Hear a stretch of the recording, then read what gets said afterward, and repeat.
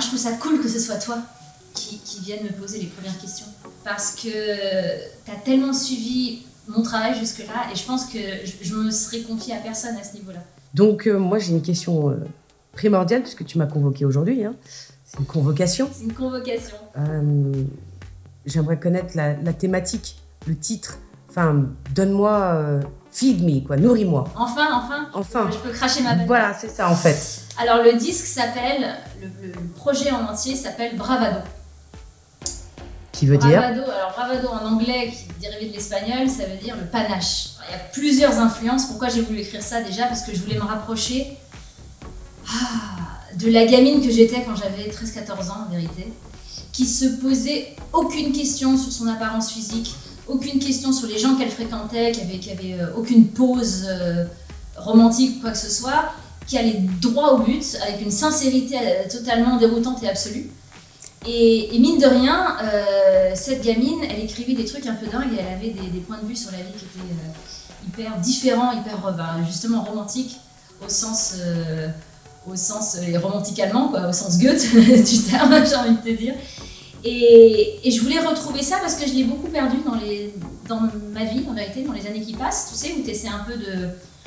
tu la connais la blague, où tu essaies de te fondre un peu dans la masse, de ressembler à tout le monde, où on te fait bien comprendre que tes aspérités, en vérité, faut les gommer, il faut essayer d'être le plus linéaire possible. Et moi, je voulais absolument pas faire ça. Enfin, je l'ai fait pendant des années, mais je voulais casser ce cercle vicieux et je me suis dit, ok, la chose dont j'étais le plus fière quand j'étais gamine, justement, que je n'étais pas encore, on va dire, aliénée par la société qui vient de foutre des idées dans la tête où il faut suivre la masse, c'est cette idée de panache. C'est-à-dire que j'étais pas une gamine spécialement mignonne, j'étais pas une gamine qui avait confiance en elle.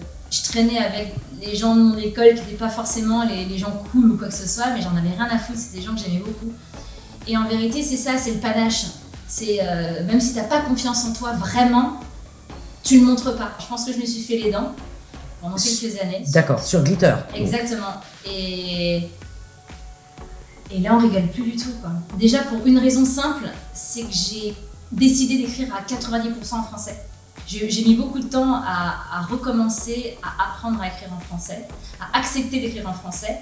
Et toi, je vais te l'avouer parce que tu le sais en vérité, mais je me suis beaucoup planquée derrière l'anglais pour le Glitter en vérité, parce qu'il y avait des choses que j'avais envie de dire, mais paradoxalement, j'avais peut-être pas forcément envie que ça se sache non plus. Donc c'est un peu couillon, mais... Caché derrière une langue. Caché derrière une langue, exactement. Okay. C'est beaucoup plus facile de dire des choses quand tu es déguisé, quand tu te caches derrière une langue qui est...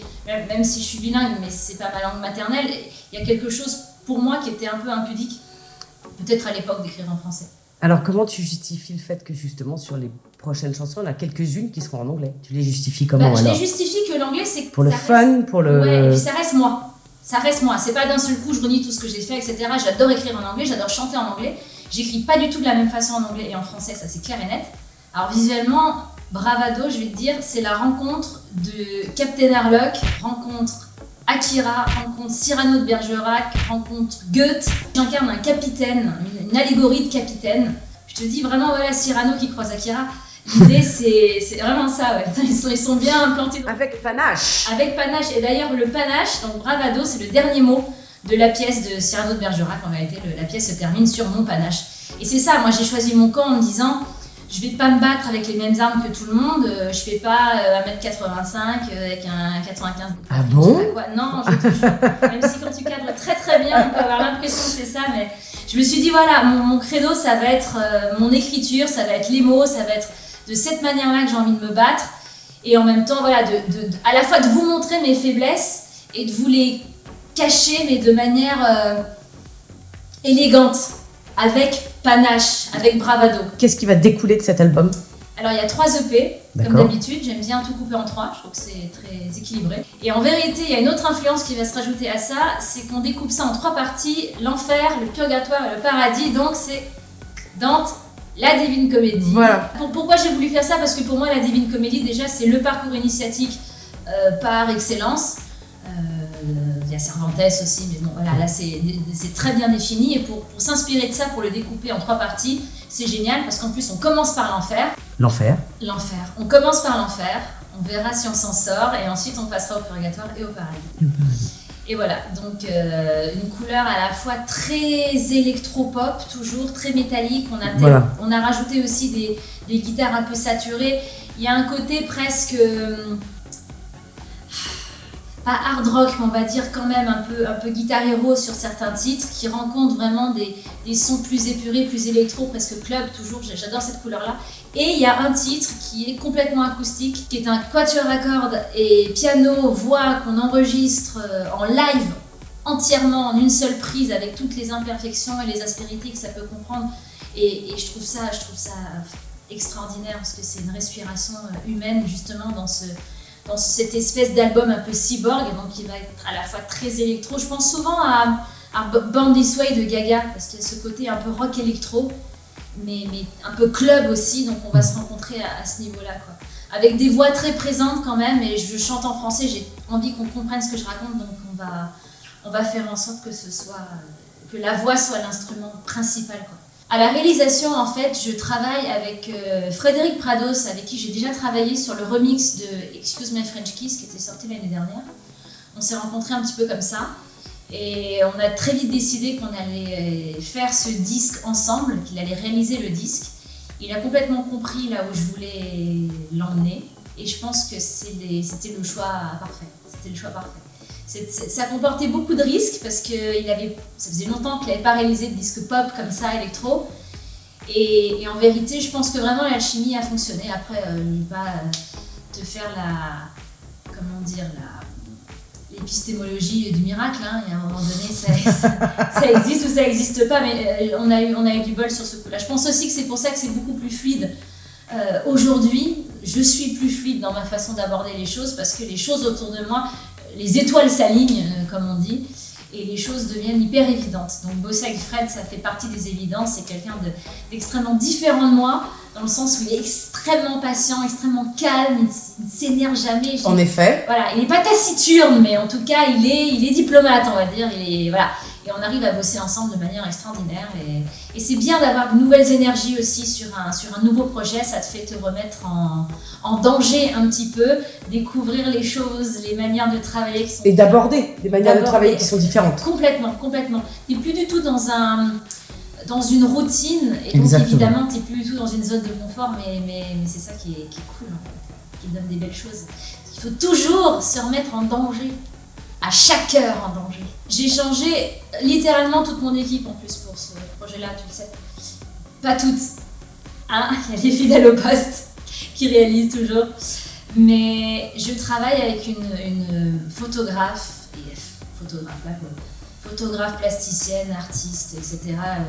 Une jeune femme russe extraordinaire qui s'appelle Ira Roka, qui est venue spécialement de Moscou pour shooter les images en tout cas de l'enfer.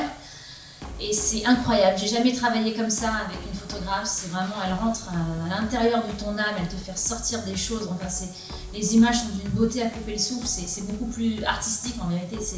On est plus dans la photo d'art vraiment que dans le fashion film. Là, on sort vraiment de cette idée-là. Même si ça reste très glamour et très, très beau, j'aurais pas pu rêver une meilleure collaboration en vérité en termes d'image qu'avec cette fille. Ça a été vraiment une expérience à vivre incroyable. Ça m'a changé ma façon de me voir. Elle a une approche qui est unique, vraiment extrêmement métaphysique de l'image. Et moi j'adore jouer sur ce terrain-là et résultat, elle m'a vraiment bouleversée. On a eu 2 jours de shooting très intenses, mais j'espère que ça se ressentira dans les images. Ça sent en tout cas quand tu en parles. Ah ouais, elle fait partie des nouveaux éléments dans Bravado qui ont changé ma vision artistique. Est-ce qu'il y a quelque chose qui va sortir en premier, justement? Ouais. Te connaissant, je me dis, ouverture des rideaux, toc toc toc, le rideau s'ouvre.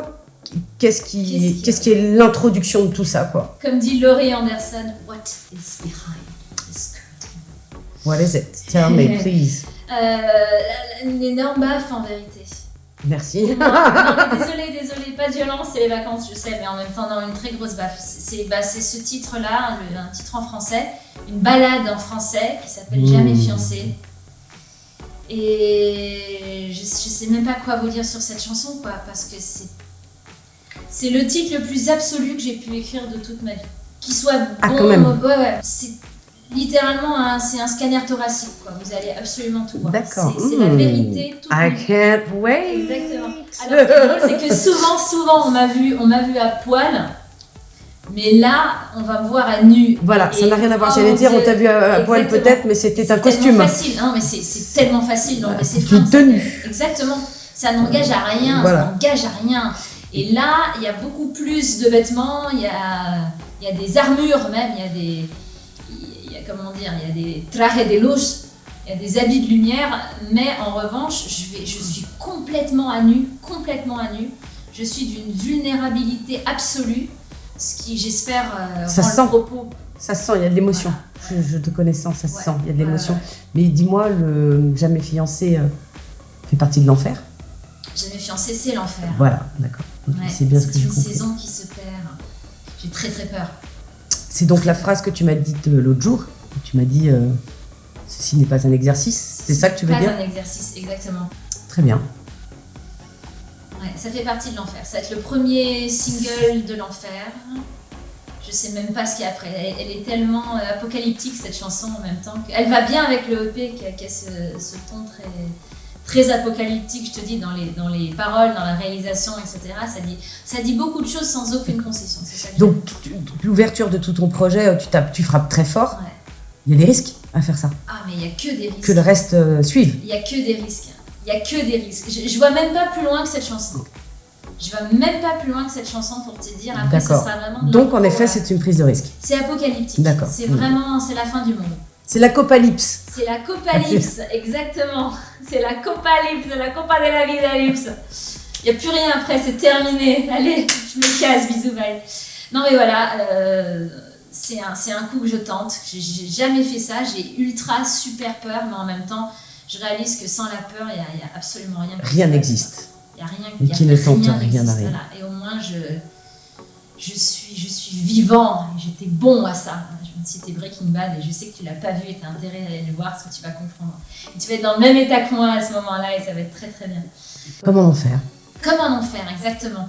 Donc l'idée c'est de réussir à s'en sortir de cet enfer pour arriver au purgatoire où probablement d'ailleurs on se posera encore plus de questions qu'en enfer.